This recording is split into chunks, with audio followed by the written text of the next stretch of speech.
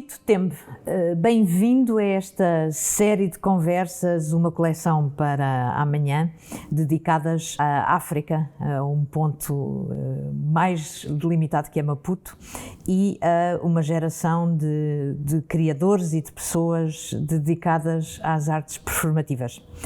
Tu tens um papel fundamental nisso, ou seja, não há espetáculos sem todas as coisas que são invisíveis, e as coisas que são invisíveis são mais e mais complexas e muitas vezes mais difíceis de montar do que propriamente o acontecimento, aquilo para o qual o público é convocado. Tu és um programador cultural, um curador, uma pessoa formada em iluminação, estás em todos os bastidores das artes performativas e em particular da dança em Maputo. Vamos começar talvez por falar o que é que faz a comunidade, como é que vocês passaram do local para global? Antes de mais, deixe-me agradecer esta iniciativa, que para mim é uma iniciativa espetacular, porque a gente, em tanto que profissionais das artes, só nos cruzamos em festivais, cruzamos e lemos a nossa pequena biografia, mas nunca sabemos exatamente quem são estes outros que estão por detrás disto que a gente ama fazer, que é a performing arts e que é a dança. Agradecer por este convite, ouvi dizer que sou o primeiro. Espero não desapontar para não assistirem os próximos. Não há hipótese, não, isso não vai acontecer. Mas sim, indo para a sua questão, que é o que é que faz de nós esta comunidade da dança, eu acho que é tudo muito a ver com os desafios que a gente tem, estando a trabalhar e estando ligado à arte cênica. Este percurso, esta comunidade, ela se compõe em função dos desafios que nós vamos tendo à medida que vamos tentando fazer, à medida que vamos tentando pôr peças em palco. Então, esta comunidade acaba se constituindo a partir destes desafios. Não é?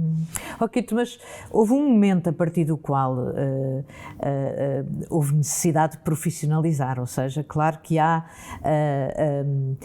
a vontade artística, o dar voz às intuições e às paixões que as pessoas têm, mas depois há o lado, ou seja, profissional de todas essas áreas. Queres falar um pouco sobre esse início e a conjugação das instituições em Maputo? Sim. Bem, eu pessoalmente considero-me um espelho do que é esta questão da profissionalização da arte aqui em Moçambique, e dizer que também fui construído ou constituído também por um tom de uma sorte de estar em locais propensos à profissionalização, que é a Casa Velha, de onde eu considero-me ter nascido nas artes performativas, porque foi a partir da Casa Velha que pouco a pouco fui descobrindo estas outras profissões para além de estar em cena.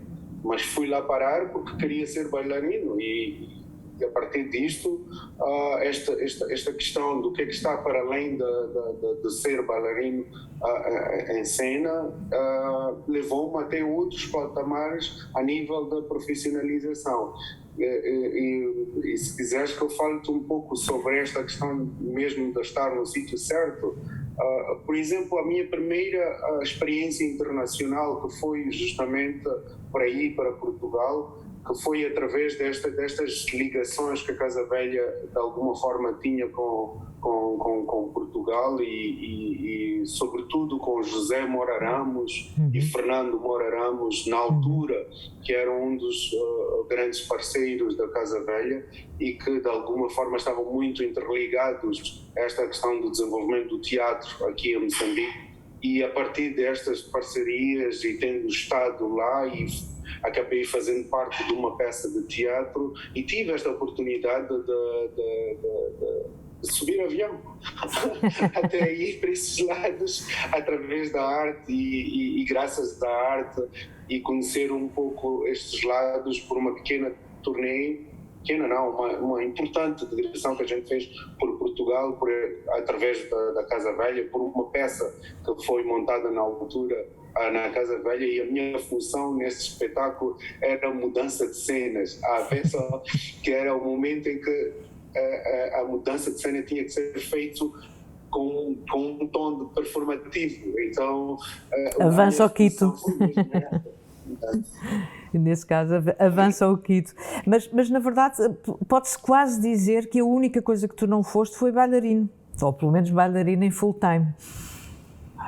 Sim, porque isto foi mesmo assim em cadeia, porque estive lá e fiz parte da companhia da dança lá, Máscara, e depois comecei-me a interessar pelo teatro e fiz mais estudos de teatro do que fazer teatro. Acho que era um mau ator, porque sempre tentava fazer alguma peça, punha-me a fazer dança, que é de onde eu saía para o teatro, e enfim, mas esta minha passagem pelo teatro também permitiu-me estas outras visões do que é que está para além de estar a dançar ou a representar, não é? Uhum. Quais foram os catalisadores, ou seja, uma das características dos artistas que desenvolveram as suas carreiras em Maputo, e que tu conheces todos, foi a ligação a outras artes. Quais foram os catalisadores dessa mistura? O Centro Cultural Franco-Moçambicano, a Casa Velha, quem veio de fora? Fala um pouco sobre isso. Depois que tive estas oportunidades de conhecer outros horizontes, ter algumas formações técnicas e apaixonei-me pela iluminação e ter feito durante muito tempo iluminação na Casa Velha e em diferentes lugares. Acabei trabalhando no Centro Cultural Franco-Moçambicano como o diretor técnico lá, e isso também permitiu-me interligar com várias outras disciplinas artísticas, como light designer, e lembro-me que na altura que este movimento, vamos assim dizer, da dança contemporânea começa a borbulhar em Moçambique, tive a oportunidade de trabalhar com quase todos os que inicialmente estavam a singrar, que é o caso do Augusto Covilhas, do Panaíba Gabriel, da Maria Helena Pinto. Tive esta oportunidade de poder trabalhar com eles como light designer e cenógrafo, né? E lembro-me que um dos grandes projetos que por cá e que fiz parte, que acabou impulsionando de que maneiras a dança, foi o movimento em que esteve envolvido a Cultura Arte aqui de Moçambique e o Danças na Cidade Lisboa. Aí de Portugal, sim, de Lisboa. E este foi um dos grandes projetos que acabou incubando e acabou trazendo muitos jovens que hoje são os coreógrafos de hoje em dia, mas este projeto, que foi assim um projeto muito grande, que contemplava residências de criação artísticas aqui e depois uma grande representatividade em Bruxelas. Faríamos 15 projetos a serem mostrados de diferentes artistas locais, ao qual eu fazia técnica de quase todos, ou quase todos. E isso também permitiu com que estes artistas que foram participar do Africalia em Bruxelas regressassem e tivessem também esta vontade de dar o boom e afirmarem-se como não jovens, mas como coreógrafos depois de um projeto dessa dimensão. Mas isto dizer que foi um dos projetos que de alguma forma contribuiu bastante para impulsionar a dança. Obviamente aqui internamente estavam os coreógrafos como o Augusto Covilhas e a Maria Helena Pinto também, que tinham os seus movimentos, claro. e estavam também a incubar e estavam também a constituir o seu movimento da dança, e isso também foi na mesma altura que eu falo deste projeto que foi importante para nós, que surgiram estes novos coreógrafos, e são os coreógrafos de hoje em dia. Mas esta foi uma das alturas importantíssimas para ir ebulição e evolução da dança aqui em Moçambique. Quito, para lá da possibilidade de mostrar aquilo que está a surgir, ou seja, as pessoas estão a desenvolver as suas linguagens, uma das partes fundamentais que eu sei que foi sempre uma grande preocupação tua foi a criação de públicos, não é? A formação de públicos no sentido de explicar, dar acesso àquilo que está a acontecer. Sim, porque de repente vimos-nos a fazer e apresentar, a mostrar, e estávamos todos nós, como fazedores, muito felizes desta liberdade criativa e desta nova expressão, deste novo movimento em que somos livres finalmente para criar, não interessa que tipo de cenário, não interessa que tipo de luz, não há aí regras fixas como o teatro nos exige, aqui há um bocado mais espaço para a coisa, mas estávamos nós num mundo, e num mundinho só nosso, aqui em Moçambique, aqui em Maputo, em que quase todos os espetáculos em que a gente mostrava eram todos eles por uma pequena comunidade de estrangeiros locais que estão a residir aqui, ou de gente um bocadinho ligado à dança ou ligado às artes performativas. Este é que era o pequeno mundinho. E quando realmente decidimos fazer este festival que é o Kinani, uma das grandes questões e uma das grandes preocupações que a gente tinha na altura era como é que a gente pode deixar de ser um pequeno mundo e possamos entrar para diferentes públicos e para criarmos uma comunidade local e deixarmos de sermos somente deste mundinho que percebem o que é que estão a fazer e ficam entre eles, este grupo que vai para este espetáculo, depois vai para aquele, depois vai, mas não estamos dentro da comunidade local. Então foi através desta preocupação que a gente cria esta questão de como podemos criar um público local. E para mim era fundamental, porque não fazia sentido estar a fazer um festival em que o público não fosse um público local. Então, através do festival, como uma das grandes preocupações destes artistas todos que acabaram evoluindo, era a falta de espaços para criação. E vinham até nós com esta preocupação, e como nós tínhamos algumas parcerias com os teatros, acabávamos fazer arranjos, mas como deve imaginar, o teatro com uma programação regular não é um sítio para criação e não é um sítio para residências. Então criamos esta comunicação e esta parceria com as escolas públicas nacionais, que todas elas têm este salão em que os alunos fazem ginástica e fazem múltiplas atividades físicas, e pedimos emprestado estes espaços, e cada escola punhamos entre 1 a 2 artistas que ocupava sempre depois das aulas e ficava a noite dentro, na condição de, uma vez por semana, abrir um ensaio para os alunos da comunidade estudantil, em que fosse assistir os ensaios e estava livre, depois dos ensaios, fazer perguntas aos artistas, como, por exemplo, o que é isto de dança contemporânea? Que movimentos são estes que parecem malucos? Que linguagem é esta? Então, esta interação durante 1 ano e meio, por aí, permitiu com que também estes artistas praticassem a sua comunicação com o público, a sua comunicação em relação ao seu próprio trabalho. E, ao mesmo tempo, permitimos que estes estudantes, esta comunidade estudantil, começasse a se interessar em assistir o resultado deste projeto, desta criação que foi feita na sua escola, e é este público que depois começa a seguir o Kinani, e que é hoje o público do Kinani. Então, para nós, isto foi um mecanismo de criação de públicos, não é? Mas, ao mesmo tempo, estando a dar resposta a esta falta de espaços para a criação. Não é? Claro. Festival Internacional Kinani de Dança Contemporânea. Esta é a designação que, num primeiro momento... Não? É a Plataforma Internacional de Dança Contemporânea. É verdade que se confunde muito esta plataforma com o festival, e a gente aceita. mas como estamos nesta conversa assim meio que informal, sim. Deixa-me dizer exatamente como é que Exatamente. se chama. E qual é a diferença? A plataforma é mais abrangente, ou seja, nós estamos aqui a falar primeiro integraram a comunidade diretamente ligada ao festival, não é? Portanto, Moçambique, Maputo, Alargado, outras gerações também. Mas depois há o salto internacional, não é? Ou seja, o Kinani não é só moçambicano, é um festival do sul da África, do mundo todo.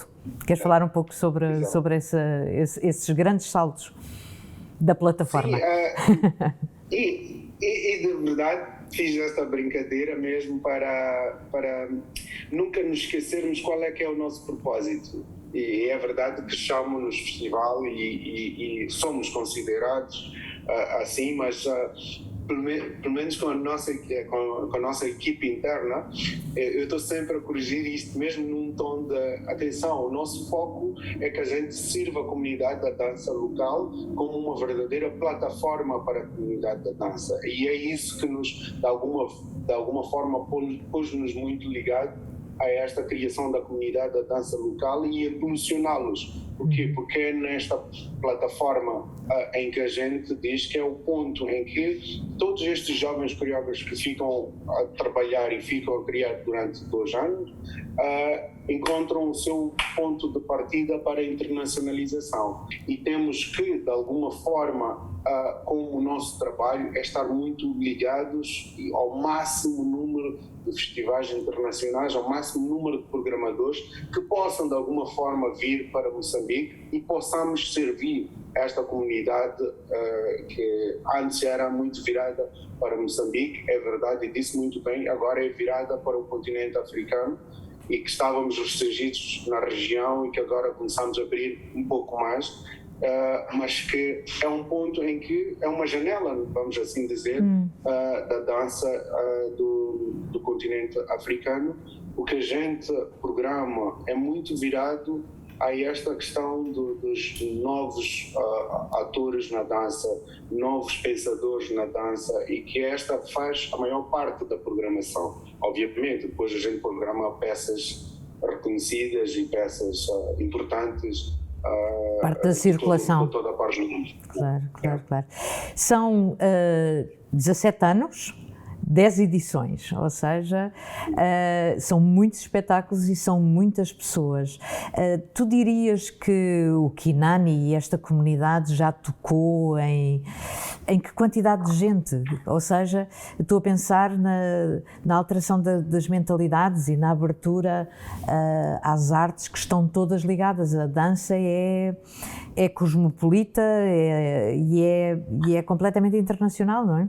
Isso é uma pergunta que eu nunca sequer parei para dizer para mim mesmo até onde é que nós fomos, porque estou muito virado para onde é que nós estamos a ir e para onde é que nós queremos chegar, mas para dizer que acabamos sim contribuindo de alguma maneira para alguma coisa para a nossa sociedade, e sim acabamos sendo, se calhar, uma das principais portas de entrada para o que o mundo está a falar.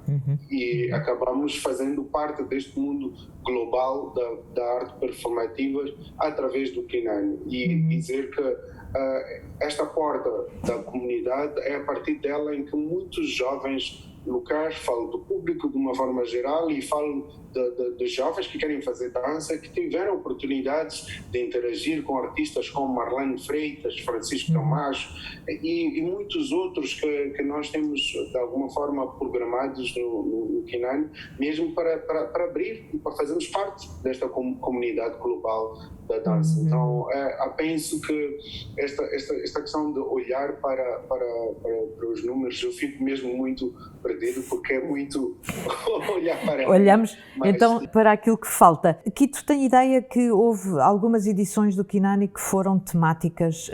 Pergunto se continuam a ser e se isso equivale à necessidade, ou seja, à ideia seguinte, não é? A ideia a agarrar, a seguir. É verdade. É muito importante esta questão, porque na verdade não sou eu, não somos nós quem dita o tema do que é que vamos falar no Kinani. O que a gente faz entre as duas edições, entre uma e outra edição, que é o ano par, a gente faz uma coisa que se chama a Semana da Dança, que é uma plataforma super informal, em que a gente mostra projetos experimentais mesmo, em que a gente convida a comunidade da dança, quem tiver projeto ainda em criação, e criamos muitos encontros e muitas conversas entre a comunidade e nós. Então é a partir destas conversas, é a partir desta plataforma que é a Semana da Dança, em que a gente dita o que é que vai ser o tema da edição seguinte, mas isto é feito com a comunidade da dança, claro. E é feito e urge nestas discussões de qual é o nosso pensamento, o que é que nós queremos atingir, para onde nós queremos ir, e é a partir deste borbulhar de discussões que surgem as temáticas da edição seguinte do Kinani. Então, de alguma forma, a comunidade da dança local participa ativamente na criação da visão curatorial da edição seguinte do Kinani, né? Mas nas edições anteriores, obviamente, nós tínhamos sempre este cuidado de quem somos, o que é que queremos e para onde vamos. Então, não havia muito espaço para, vamos falar sobre interação artística, vamos falar sobre o mundo global, vamos falar sobre...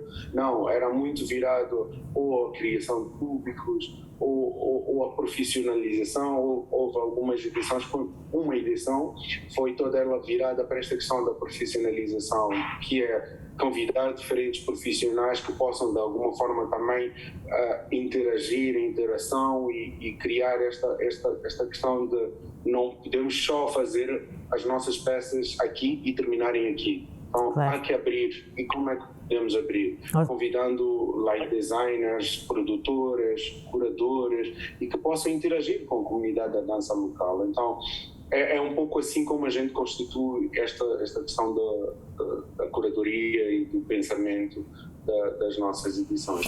Eu sei, disseste-me há pouco que estás de viagem para o Canadá, Tanzmessa, ou seja, há uma ligação do Kinani e através do Kinani de Maputo a todas estas comunidades das artes performativas, porque na verdade a dança ultrapassa-se sempre e inclui outras linguagens.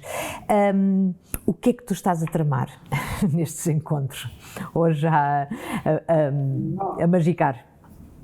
Tudo tem a ver com o Kinani, está tudo interligado ao Kinani. Acho que o meu percurso, o meu estágio hoje no mundo da dança contemporânea é resultado e consequência deste processo todo que estava aqui a contar e estava aqui a narrar, e que não sou nenhum expert ou nenhum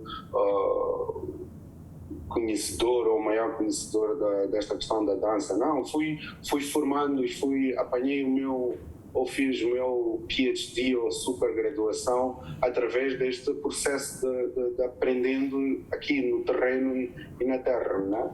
E é por isso que estas experiências, estas interações e aprender com os artistas, aprender com os outros profissionais, permitiu-me que fosse selecionado para fazer a parte da curadoria do Tanzmessa em Düsseldorf, na Alemanha, na qual fui contratado para ser o curador associado para os próximos 3 anos, e isso também permite-me abrir outras portas, outros canais e trazer outras oportunidades para a nossa comunidade da dança aqui. Uma vez que a gente está representado e está internacionalmente, isso também permite, de alguma forma, a nossa voz é mais audível para o mundo.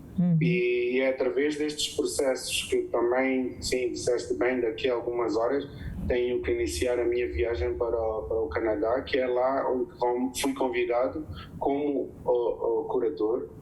Eles consideram 5 mentores, que são alguns diretores de alguns festivais importantes do mundo, como o caso do Panorama do Brasil, a Anaís também vai estar lá, e mais alguns convidados. em que a gente vai partilhar as nossas experiências com jovens que têm festivais jovens, festivais pequenos e recém-formados em curadoria, em que vamos estar durante 7 dias neste processo de interação com eles, neste processo de intercâmbio e de troca de experiências, mas partilhando a nossa experiência, as nossas visões, enquanto que curadores, para estes jovens festivais e para estes festivais do mundo, não é?